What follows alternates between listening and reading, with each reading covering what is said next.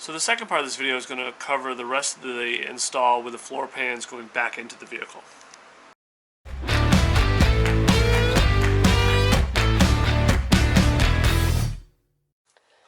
At this point, I have everything, all the floor cut away. I got a little bit more cutting to do here on the cancer spot. This support has been eaten away. I got to figure out what I want to do with that. But anyway, I got this out. I'm going to go ahead, clean off the mating surface on the unibody, clean all this dust and dirt and debris out and rust. I'm going to wire wheel this all, clean out the channel. I'm going to hit the inner channel with Rust-Oleum paint, and then the unibody I'm going to hit with weld-through primer, or I believe a zinc primer. And what that'll allow me to do is it'll coat the metal as well as let me weld through it. Okay, so I ran into a little problem. We're going to test this out. This is the rear bolt for my seat in my XJ, and the bolt snapped off. I've tried heating, getting vice grips on this, so I'm going to try a little trick that I think I read about online. So here's that bolt again. I threaded on something, the little bit that I could get. I don't even think it's the right pitch, but it did lock up because I want as much meat on that as possible. So I'm going to go ahead, fill this head in with weld, and see if this works. The thought behind this is that the heat from the weld should hopefully jar loose whatever chemical adhesion there is, and so I can break this loose. So let's give it a shot.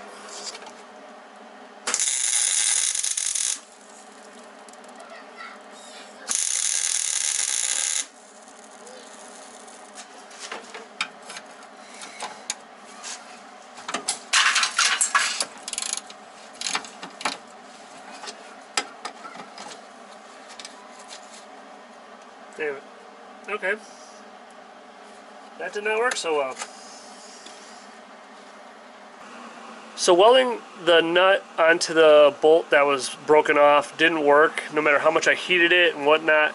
So ultimately I took a grinder and cut it, little by little, got it really close, and then I took the grinder and literally just little by little took this down to the point where I got it where the bolt literally was just wiggling. And now I got a nice hole, and I gotta clean this up a little bit more. I'm gonna weld a new new nut here for the seat bracket, and I should be good. So earlier on in the video, I said that the seats were kind of a whole nother story. Now, to kind of go into that story, before I ever took the carpet up, I was dreading the day it was going to happen, because on the front two mounting points of the front seat and the driver's side, I could tell they were rusted. The bolts were going to round off or break super easy, and they did. I was only able to salvage 3 out of the 8 bolts that held the seats in. They all either broke, snapped, or rounded out. So the ones that really, really matter, because we're cutting the front seat brackets out, we can easily replace those. The ones that matter are the rear ones, because that's a cross member that goes underneath the rig that holds your floor pans down. So you'll kind of see that part in the video. But that's just what I'm going to tell you. The seats caused me probably another half an hour of additional time to fix that bolt. And I'm not even done yet. So to also just be aware that taking your seats out might create more work. But unfortunately, to replace floor pans, it's part of the deal. Okay, I've gotten to bare metal here, and as you see, I stopped right about here, because this is where it starts to get a little difficult. Underneath the dash, it's a little harder to work because of the overhang, and you can't get directly to where you want to work. Second is this seam sealer. So the seam sealer is used to help seal joints that are typically spot welded together, and then that way it makes them a little bit more waterproof and a little less prone to rusting. It also helps deaden sound. But this stuff is heavy, it's thick, it's not easily taken out. I tried using flap disc, a drill mounted wire wheel, and honestly the best luck I had was a heavy duty super thick wire wheel attachment for a 7-inch grinder. So that heavy duty wire wheel is definitely going to come in handy in a couple different places. Back here, right in front of the rear seat, right here underneath the dash in the footwell, and on the very corner here where the floor pans meet the inner sill. Now there's a seam sealer here the entire length. Now what's lucky about this is that based on where our line is, you might not have to go all the way down to it. You probably can get away with you know, just getting right below the line, because this is most likely right about where you're going to weld. But you want to go a little over and a little under, just to give yourself a little space. So right now I'm going to take the time to coat the bottom part of the panels where it meets the unibody and paint that with a weld-through primer to keep it from corroding or rusting when I weld it in place. I'm also going to do the outer edge of the panels where it meets the body and do the same process. That way I have paint where I can get paint and keep the rust from eating the brand new panels that we just installed.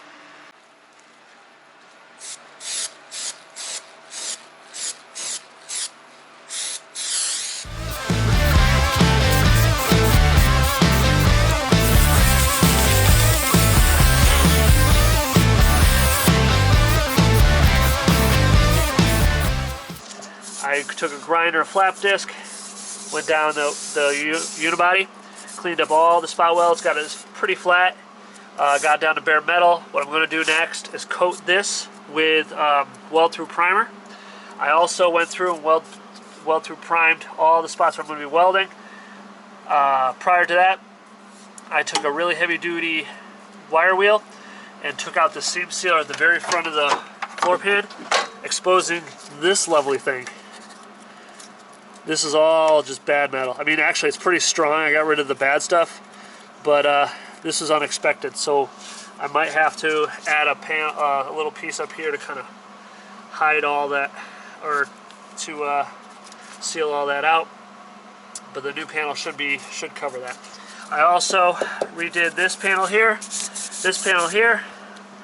and we should be good to go. So now I can start dry fitting the floor pan, find out where to drill for the spot welds, and while I do that, after I get all the spot welds, or once I get all the holes drilled for the spot welds, I'm then going to coat this with weld-through primer, and then we can start forming the front panel, making progress.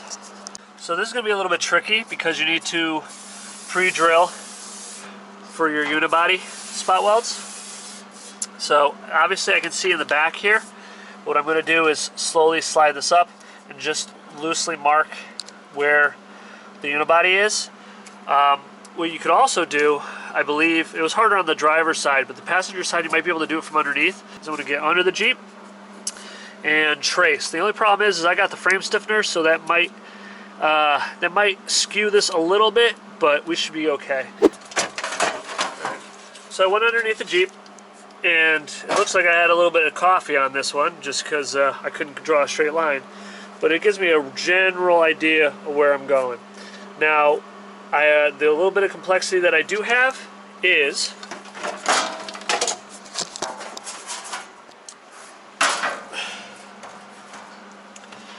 that I do have the frame stiffener.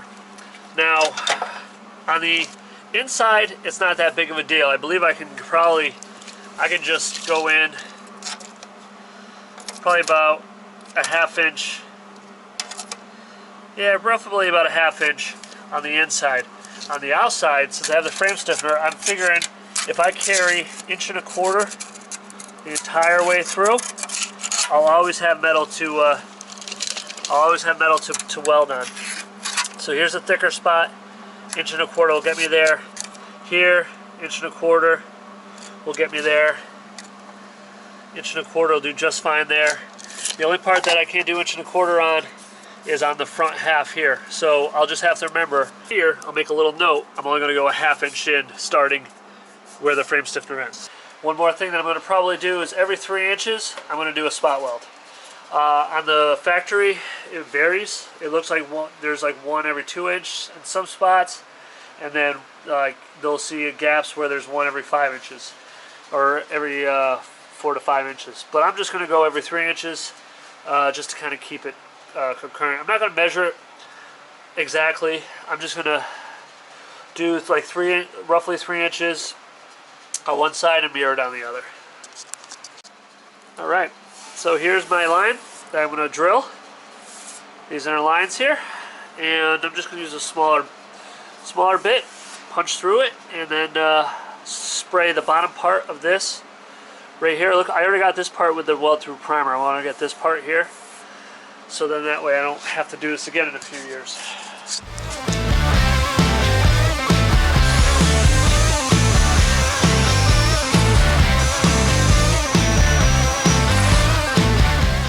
So I got all my spot welds drilled, and I coated this side with the weld through primer. I had already done this side. You can kind of see it, I hope. But once this dries, we're going to get it back in the Jeep, and we'll start welding away. All right.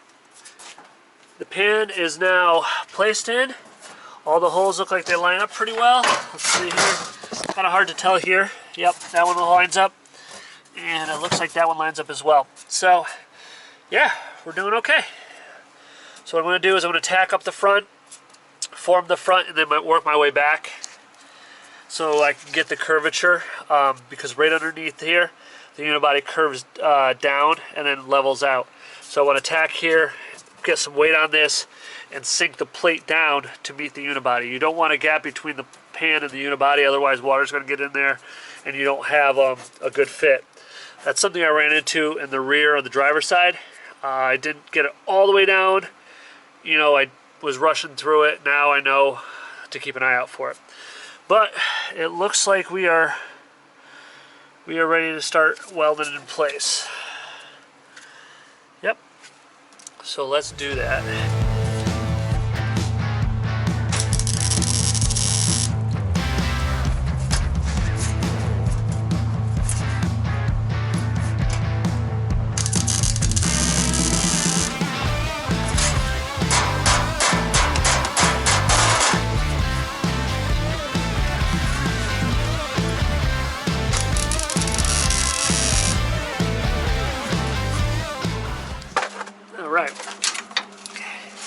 So I went through, tacked everything in place.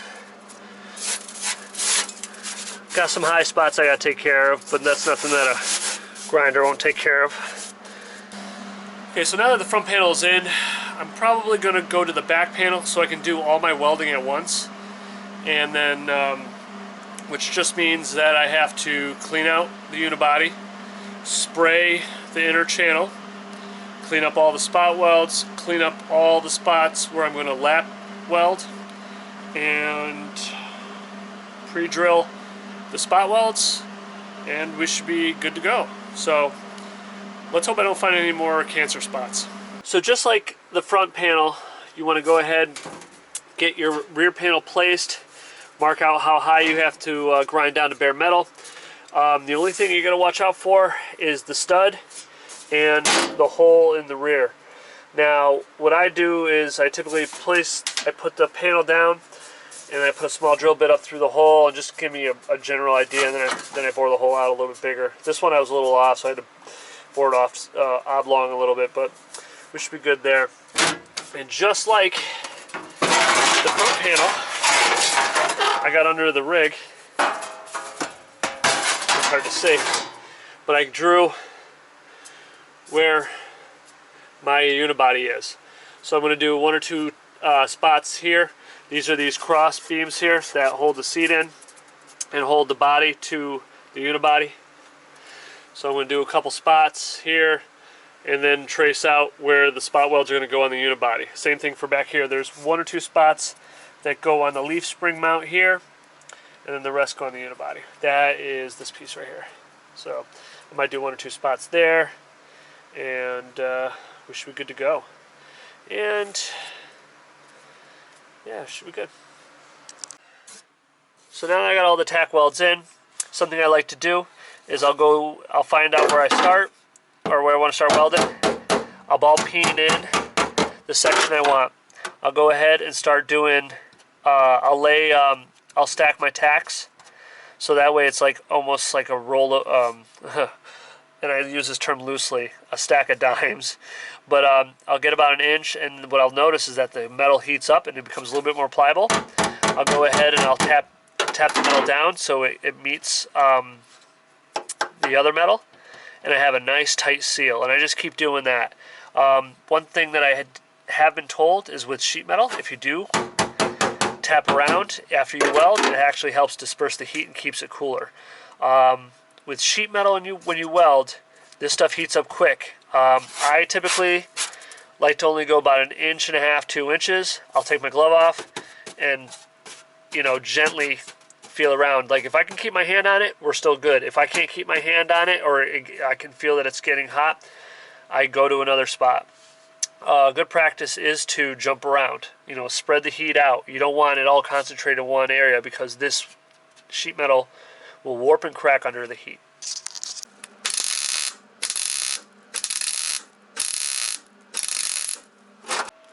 That should do it for this video.